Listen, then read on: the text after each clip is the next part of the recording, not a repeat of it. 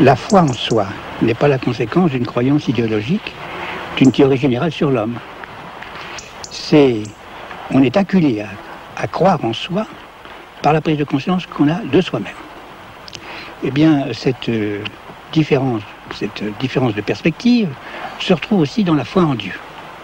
On peut concevoir une foi en Dieu qui ne soit pas la conséquence d'une croyance idéologique en Dieu, c'est-à-dire d'un système théologique qui, d'une certaine manière, en parlant de Dieu, en justifie l'existence. Autrement dit, la foi en Dieu dont je vais essayer de vous parler maintenant n'est pas la conséquence d'une preuve sur l'existence de Dieu. D'ailleurs, je dois avouer pour ma part que le nombre des preuves de l'existence de Dieu montre qu'elles ne sont pas toutes très impératives. J'imagine que celui qui a inventé une nouvelle preuve de Dieu, eh bien, ne devait pas trouver tout à fait suffisantes les anciennes. La foi en Dieu dont je vais vous parler maintenant, c'est une réalité spirituelle auquel on est acculé par une prise de conscience de ce qui est en nous. C'est donc tout à fait différent de ce qu'on fait ordinairement, de ce qu'on dit ordinairement, quand on parle de croyance en Dieu, où l'on se donne des raisons extérieures à soi, considération du monde, toutes sortes d'autres considérations, justement, dont les preuves de l'existence de Dieu se servent pour atteindre l'existence de Dieu. Au fond, nous croyons en Dieu parce que, d'une certaine manière, nous l'atteignons à travers ce que nous sommes. Et non pas simplement à travers les raisonnements que notre intelligence peut nous donner par une sorte de, je ne dis pas de démonstration, mais de très vraisemblable probabilité, atteindre cette existence. Voilà exactement, me semble-t-il, la différence qu'il y a entre la foi en Dieu et la croyance en Dieu. Mais évidemment, la croyance en Dieu exige simplement, je dirais, une adhésion intellectuelle qui porte conséquence dans les attitudes que l'on a vis-à-vis de Dieu. Adhésion intellectuelle qui peut être de valeur très variable. Ça peut être une adhésion intellectuelle sous la pression collective, comme ça pouvait se faire dans une chrétienté jadis. Ça peut être sous une forme encore différente. Je dirais un besoin sentimental, une vision plus ou moins scientifique du monde. D'ailleurs, vision susceptible de changer avec le changement des sciences. Tandis que la foi en soi, la foi en Dieu plutôt, dont je vais vous parler maintenant, c'est quelque chose qui exige un approfondissement humain beaucoup plus considérable. Le résultat, c'est qu'actuellement, avec les très grands changements de civilisation que nous connaissions, toutes les croyances en Dieu sont en train de s'ébranler. Et je pense que, ultérieurement parlant, ne seront vraiment croyants en Dieu, c'est-à-dire ont la foi en Dieu, que ceux qui ont l'approfondissement humain suffisant pour atteindre en eux-mêmes cette foi, et non pas simplement par l'extérieur. Nous apercevons que dans certaines situations, dans certains états intérieurs, nous avons en nous une lucidité, une possibilité de voir, de créer, qui ne nous est pas donnée en temps normal. Lorsque nous créons certaines valeurs, nous nous apercevons que nous ne sommes pas simplement des fabricants qui répétons quelque chose.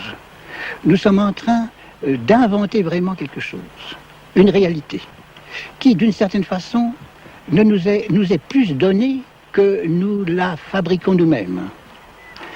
Nous ne pouvons pas créer n'importe quand.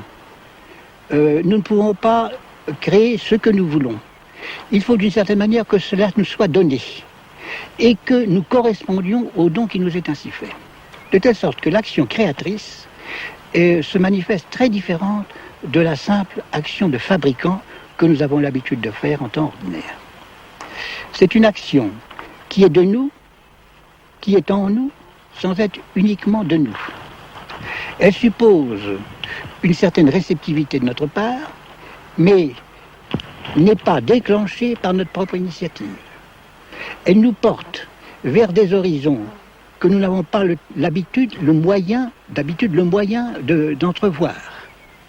Elle nous aide à réaliser certaines perspectives qui ne sont que des réalisations abstraites lorsque nous y pensons en temps ordinaire.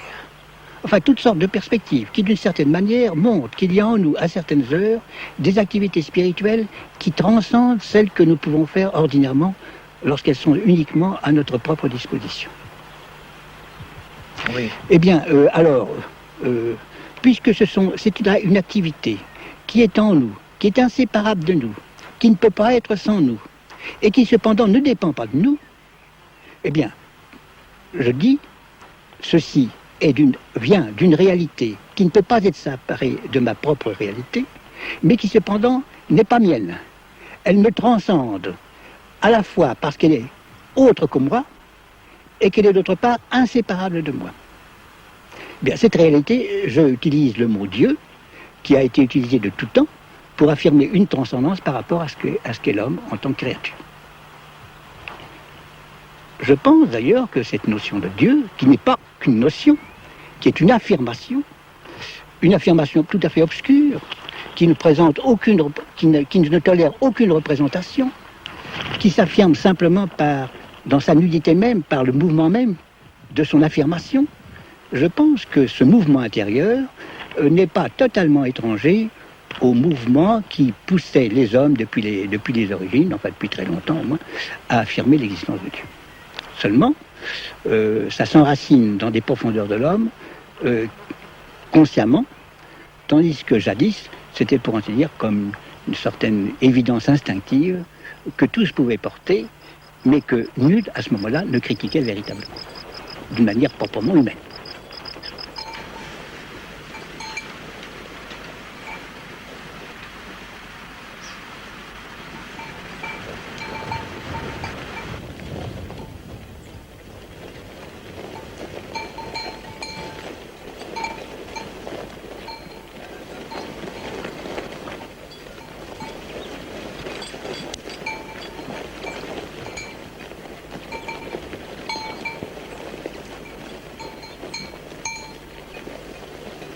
Bien, tout ce que je viens de vous dire n'est pas spécifiquement chrétien et ne veut pas l'être.